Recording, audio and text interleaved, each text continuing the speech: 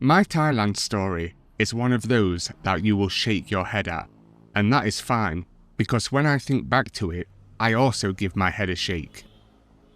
My story is about how I met a Thai woman, got married, and eventually added my name to the list of Farangs that have been completely rinsed. I had to bounce back after losing a boatload of money, and I was left with the choice whether to leave Thailand or to stay there. So, let me tell you how I got myself into this mess. I was in Thailand just after the world opened up again. I'd already been there a few times, but this time I wanted to check out the Songkran festival as I had seen videos and heard about how crazy it gets. After visiting Thailand a couple of times before, I knew that I wanted to move there when the time was right and spend the rest of my days there. So I made a plan that once I hit 50, I would retire there. I had enough savings, no children or close family, nothing that tied me back to my country, so I thought I had the perfect plan. I just wasn't quite there yet though. I wasn't ready to retire yet.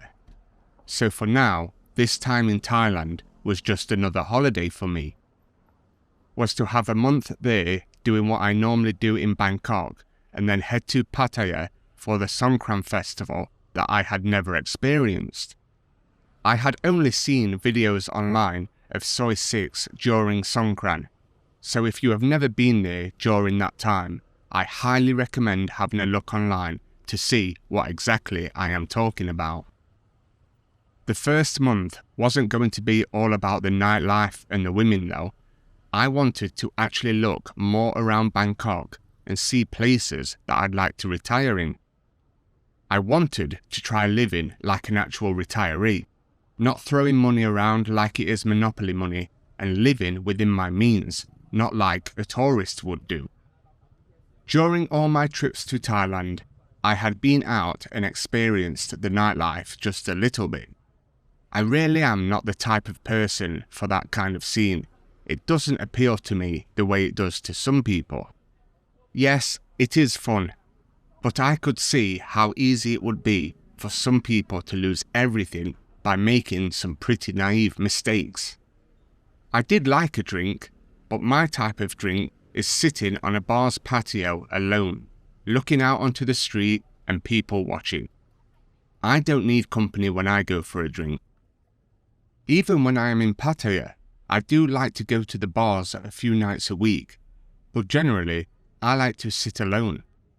I guess really I just like my own space as I am getting on in life. Anyway, while I was in Bangkok, I met a woman, not a bar girl or anything like that, just a normal woman that worked in one of the many night markets. I bought some food from her stall just to talk to her, and I took a shot at asking her out. Just to be clear, she wasn't a young stunner like a lot of many men my age go for. She was 2 years younger than me, basic looking, and just a normal woman really. We started hanging out before and after she finished work, just getting some food, walking around, and casual dating. She was actually a nice woman. We went on a few dates, and she even showed me around some areas, looking at condos and nice places to retire. Although it never led to anything serious and we drifted apart only after a couple of weeks, it did open my eyes to potentially meeting someone. It was never on my mind to meet someone, to be honest. I don't even know what attracted me so much to the country, as I wasn't a big drinker, didn't care that much about the nightlife, and I wasn't desperate enough to try and meet someone. But it was a nice feeling to know that the opportunity was there if I ever did want to actually get out there and maybe meet a special someone. Now it was month 2 and time to go to Pattaya. I got there a day before the Songkran festival and you could already see people and the bars setting up. The place was already getting wild. Everyone was getting ready, putting out big buckets in front of the bars for the water, covering up places.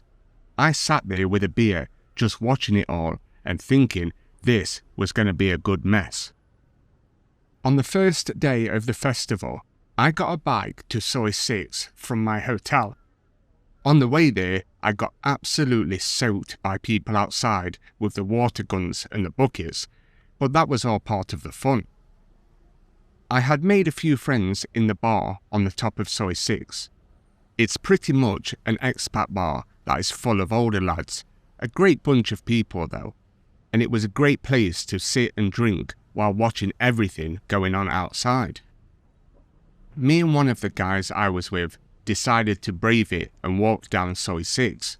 We got absolutely soaked once again and covered in that stuff that they rub on your face, but ended up safe and sound in a bar at the bottom of the Soi. This is where it all began, and how much I wish I had never stepped foot in that bar and kept walking. So inside the bar, I got talking to a girl. We were just chatting and splashing everyone that walked by. She told me that she was there alone and from a place close to Bangkok. We were both drenched and having a good time. I bought her a drink and we got along right away. She was pretty easy to talk to and she spoke great English. I told her I had come alone for songkran as well after being in Bangkok. One thing led to another and we ended up meeting up every day for the water fights and spent the whole festival together. It all felt easy, nothing forced. We'd wake up, get some food, talk about the madness from the night before, and then head back out into the chaos again. By the end of each day, we were just sunburnt, soaked and worn out, but it never got boring having her around. Even after the festival, she decided to stay a week extra at my hotel with me. And again, that week was spent together, going out to eat, spending days at the beach and having fun. She went back to Bangkok because she had to work and I stayed in Pattaya. I told her that I would be back in Bangkok in 2 days before I was meant to leave. So we swapped line accounts and she made me promise to see her before I left. I hate to say this now, but when she left and I stayed in Pattaya, I couldn't really enjoy myself because my mind was thinking about her all of the time. As I said, the bars aren't really my thing. I like to sit and drink alone when I'm in a bar, but even that I couldn't do because I would just be thinking about her and getting back to Bangkok. I actually left Pattaya a few days early to go back to Bangkok, partly because I was getting bored of Pattaya, but mostly because I was thinking about seeing her again. On my way back to Bangkok, I messaged her telling her I was on my way and she seemed very excited to see me and stay with me for my remaining days. I spent my last days with her in Bangkok, but a little problem happened when we went out to a restaurant on my last night. She had originally told me that she was 31 after I told her my age, but at dinner she told me she wanted to tell the truth and that she's only 25. It did bother me a little bit being twice her age, but even though I did like her and I did enjoy spending time with her, I thought I'd probably never see her again after this, so why make a problem about it? Stupidly though, I made a mistake also. She asked me if I wanted to stay in touch when I left and then see her again once I returned. I said yes, thinking that she would probably move on as soon as I left. So once I got back home, I carried on my normal life of working, saving money for retirement, and just doing the same old boring routine. I only had to work a couple more years to be able to retire in Thailand, so I was trying to save every single penny that I could. Also, I was pretty wrong about the girl I met, thinking she would move on instantly once I left, because we ended up talking as soon as I got home, and this went on every day. It somehow turned into a long-distance relationship, with both of us always saying we missed each other and couldn't wait to be together again. It actually got pretty serious between us.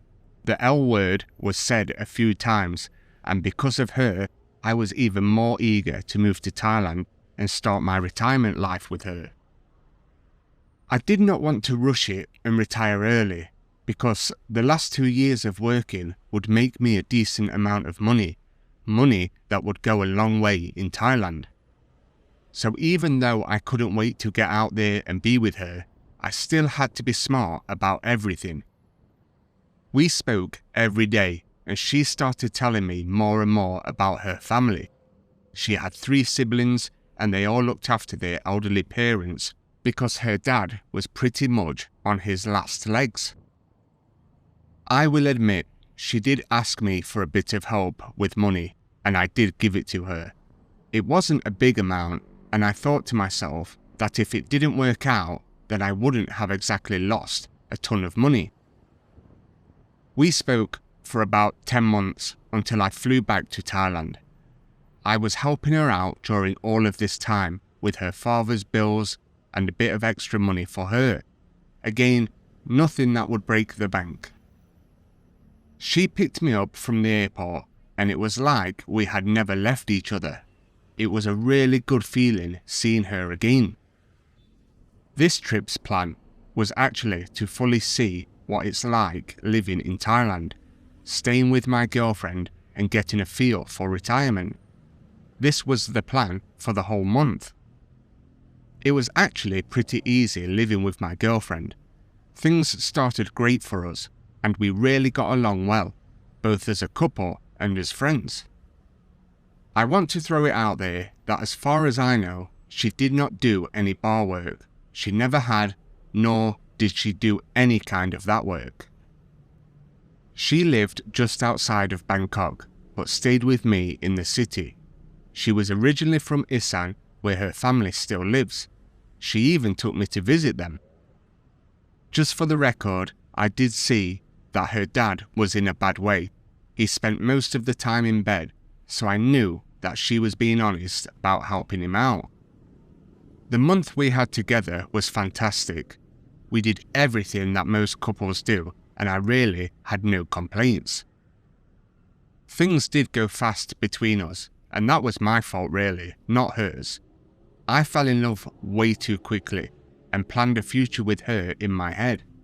I really got trapped in this fantasy. I asked her to marry me before I left, and she said yes.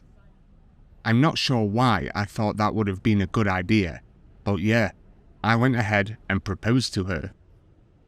When I got home again, we would be planning out our future together, where we would live, what she would do for work, and just things like that. I did enjoy planning my retirement with her. It felt like I would be starting a brand new life after working, something I had been looking forward to and saving for a while. My girlfriend wanted to move back and be close to her dad and her family. She said that where they lived, the land was extremely cheap, and it would be a nice area to spend my retirement. We spoke about getting married once I got to Thailand again, in a ceremony in her town, and that is exactly what we did. When I got back there, within just a couple of weeks, we were in her hometown getting married. It wasn't a huge event, but it was still nice meeting all her family and her friends.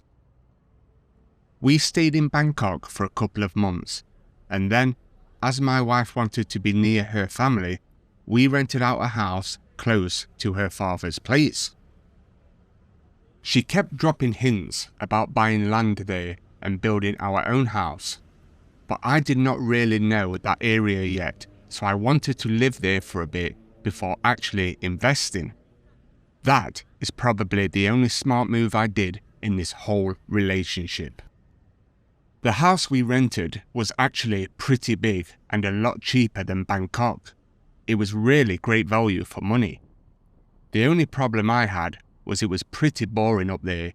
If I wasn't doing something with my wife, I'd just be sitting at home. She often had to go and take care of her dad throughout the day, so I would be left at home, not really getting up to much. The only entertaining thing really was that her family would often come over and we would sit outside drinking and eating all night. Though it was always me paying for the beers and the food, that wasn't that great either. Apart from the boredom, things were good.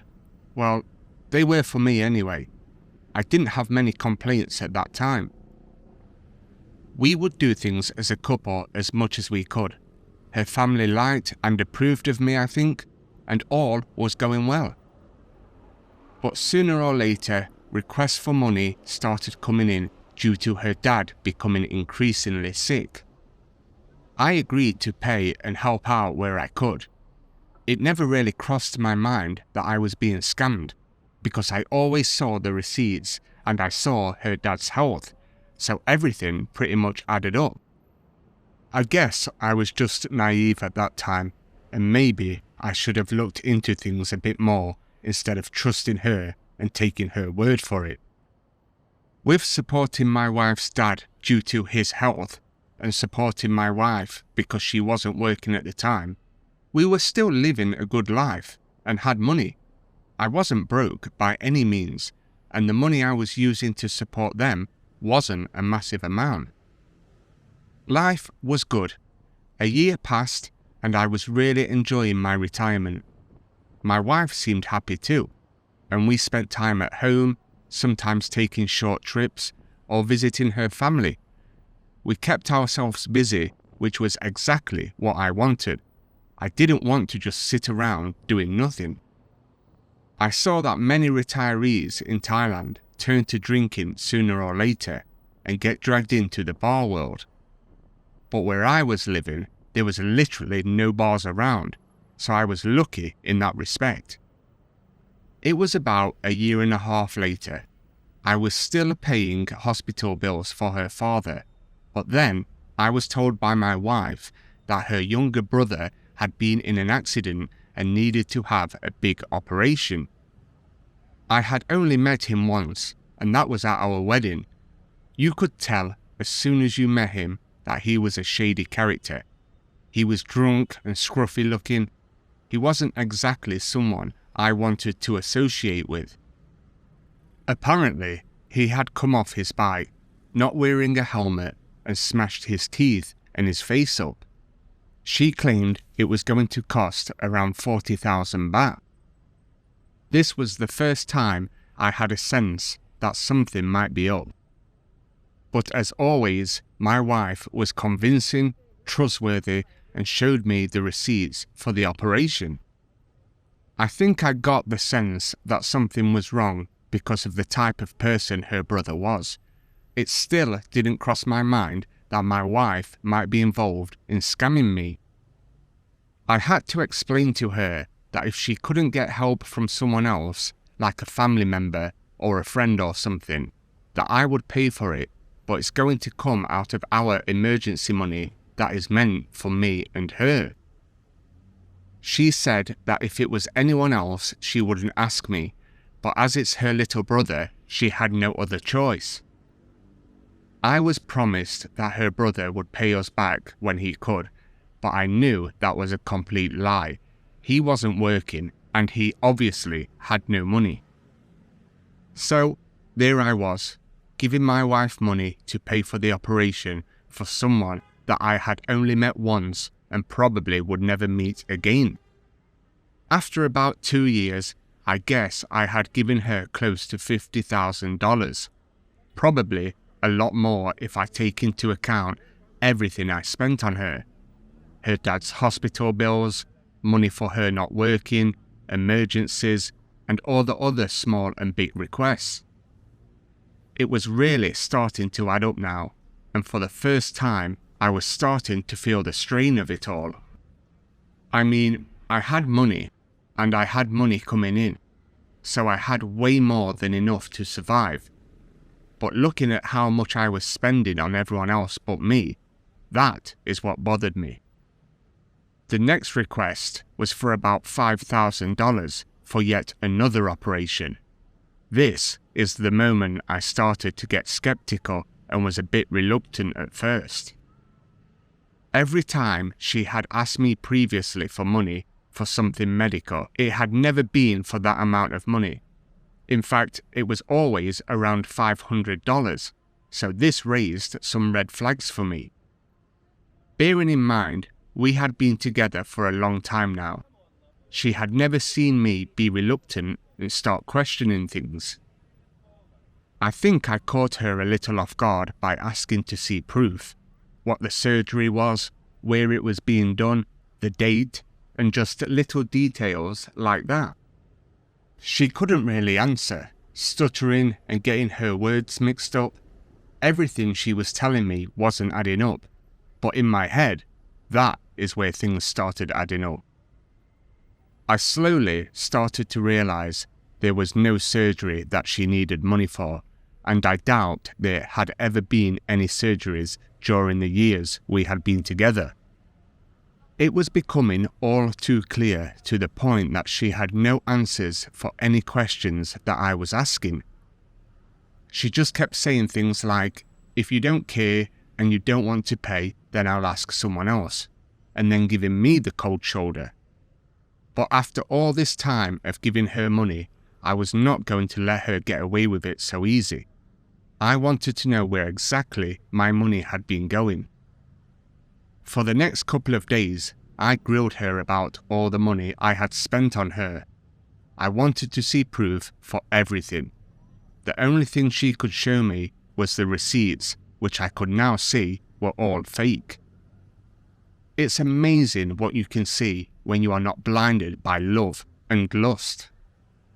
I asked if I could see pictures of her brother before and after the surgery when he supposedly had this accident. Obviously, she couldn't show me because there was no accident. I told her she needs to come clean about everything, or I will be leaving to go back to Bangkok and I will go to a lawyer to explain everything what has been happening. She broke down and told me everything. Now, whether this part is true or not is a completely different story, but this is what she told me. She claims that she and her ex got into a lot of trouble with gambling and borrowing money. When they split up, all the debt fell on her and he disappeared. She had been using the money she scammed from me to pay everything back so that trouble wouldn't come to our doorstep. Yes, her father was sick. I had seen that firsthand, but there never were any surgeries or money she needed for emergencies. That is what she said anyway, but here is what I believed then and still believe to this day. I think she never broke up with her ex and she was sending him money that I gave her to save.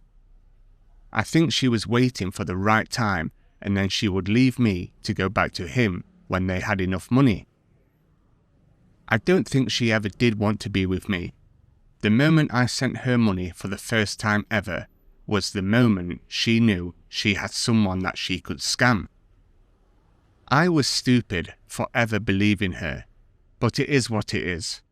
I let my guard down and fell for the wrong person.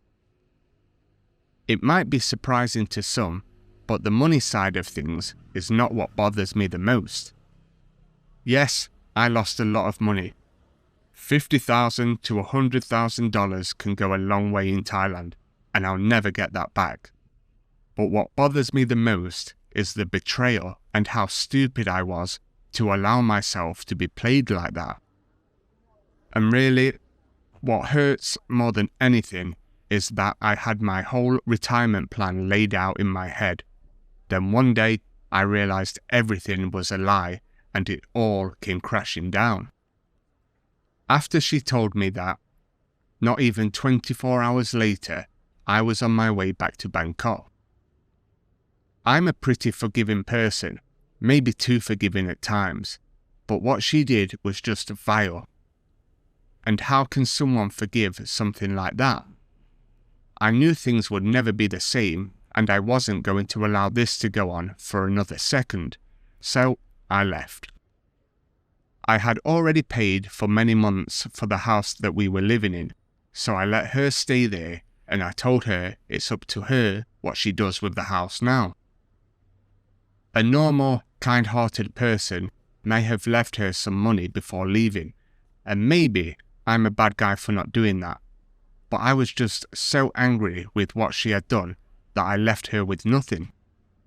Anyway, if it is true that she had been saving my money with her other boyfriend, then she didn't need another cent from me, so I left her empty-handed. She tried apologizing while crying, saying she never meant to hurt me and that she wouldn't do it again, but the damage had already been done. That was the nightmare part of my retirement in Thailand. Pretty crazy, but you live and learn. Once I got back to Bangkok, I had the choice of going back home after this horrible experience or starting again in Bangkok. I did lose a lot of money, but I still had a fair amount. Luckily, I wasn't broke, and I decided to not let her have the last laugh, so I stayed in Bangkok. I now rent a nice place in a nice neighbourhood. I've met some friends, both foreigners and Thai, and life is going on. I have yet to meet another Thai woman. I've been on a few dates, but nothing came of them. And to be honest, I'm fine with that. I'm not exactly looking for anything right now. As for my ex-wife, I only heard from her a couple of times, with her apologising for everything and wanting to come and see me to explain it all. As much as I did want to see her again, I did not give in to wishful thinking that we could work after exposing her lies. Of course, I still loved her, but I wasn't going to put myself through more wasted time and money. I just simply said to her that I am not interested in anything with her anymore and that she should move on, as that is what I am doing. She eventually gave up messaging me. I think she got the picture, and I haven't heard from her for months now, and doubt I will ever hear from her again. I know these stories are meant to end with some advice to give, but I don't really have much words of wisdom, apart from don't rush into things when you think you have found the one.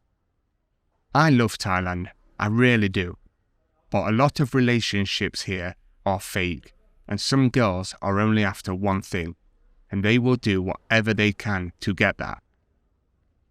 I learned my lesson the hard way.